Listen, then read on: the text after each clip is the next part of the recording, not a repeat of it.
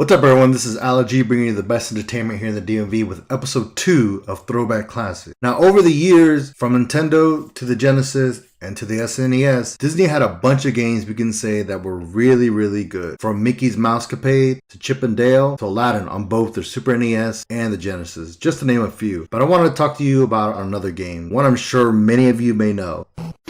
DuckTales. DuckTales was about Scrooge McDuck, the most wealthiest duck, traveling around the world to collect some treasure to beat his rival, Flintheart Glomgold, to stay as the world's richest duck. So, not really much in the story aspect, but if you know Uncle Scrooge, he's really in for the money no matter what. In this game, you encounter a bunch of characters from the DuckTales story, such as Huey, Dewey, and Louie, Webby, Launchpad, and much more characters from the series. The game's a platformer with a bit of exploration within it. So as a kid, I always thought the end of the game was just to beat it. But the real way to beat the game is to collect all the treasures and the secret treasures and to collect over 10 million gold. So Uncle Scrooge uses his cane as his weapon and swings it like a golf club to strike rock or objects to knock into enemies. What most people remember him doing with the cane, or using the cane, is as a pogo stick to jump on his enemies' heads to defeat them. I remember as a kid, whenever I went to my tia's house, I would always play with her canes, using them like pogo sticks to jump around like Uncle Scrooge. I did end up breaking a couple of them,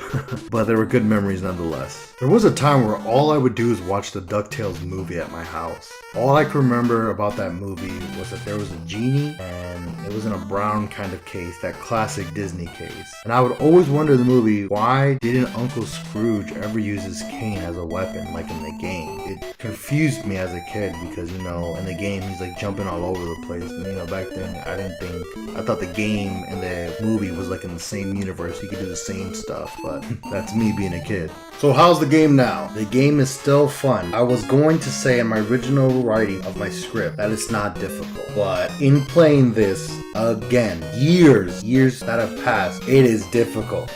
It's very difficult actually. There are some parts of the game where I got so frustrated on recording the gameplay. This gameplay is actually me playing. I got so frustrated that I had to quit at least twice. And it's not because of dumb mistakes. It's really dumb mistakes. But that's how the NES was. If you made any dumb mistakes, you're dead. You're out. And that was the crazy thing about the NES. Those games. You literally make one or two mistakes. You have one life left. You make that same mistake again because you're already getting frustrated. Now at your last life, 0, and then you somehow make the same mistake again, and it's game over.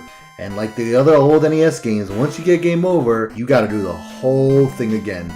So it was definitely frustrating. I finally got enough that I could beat the game. That stun lock problem, that's something that carried through a bunch of games. Mega Man had it.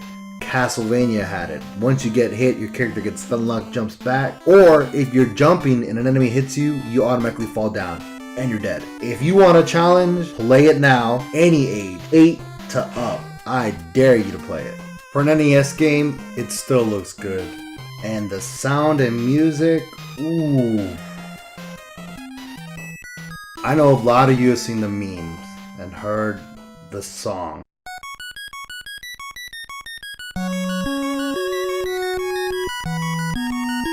The Moon song is from this game.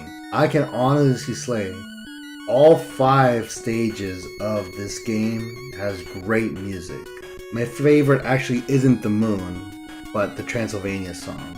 I still like the Moon song regardless. And the enemies fit the theme that they would fit in Duckburg. It would seem like those enemies were part of that world. So you even have the Beagle Boys, even Magic of the Spells, Scrooge's nemesis in this game. Another good thing about DuckTales is that it had a sequel and a remake, and both are good in their own regard. I would even say that DuckTales 2 is even better than the first one, but not a lot of people knew about it because it came out around the time that the Genesis and the Super NES came out. But I could talk about that in another video. Now, DuckTales Remastered, that was everything I wanted in a remake game. It had HD graphics, cutscene, unlockable content, and a lot of voice actors from the TV show. Even the music was remade, but it still had the essence of the old songs in it. One of the last things I'll say about this is Mount Vesuvius. That was a great addition to the stage. It was made really well. and they even showed a picture like if it was in the old game. Unfortunately, DuckTales Remastered was released to the PS3, Xbox 360, the Wii U, and the PC. I wish I could play this game on the Switch now to see my nephews play it, but I guess I'll have to end up just taking out my Wii U and to have them play. I think this game needs to be re-released ASAP, at least the remastered version. I know they have it for Steam and that works for computers, but sometimes my controller doesn't work. I'd rather have it on the go on the Switch. Like, that'd probably be the best system for it anyways. Plus Capcom and Nintendo had it. Well, it's not even made by Capcom anymore, it's made by WayForward. But I think WayForward has a good relationship with Nintendo, but probably because Disney has the rights to it, they may be a big problem. Who knows? If you guys haven't played it, try to find it because it's one of the best Disney games on the NES library and one of the best remake games in a long time. Thank you guys for watching. Please leave a like and comment if you ever played DuckTales. And if you want to see episode 1, it is on the top of your screen right now. This is LG signing out. You guys have a good night and take care.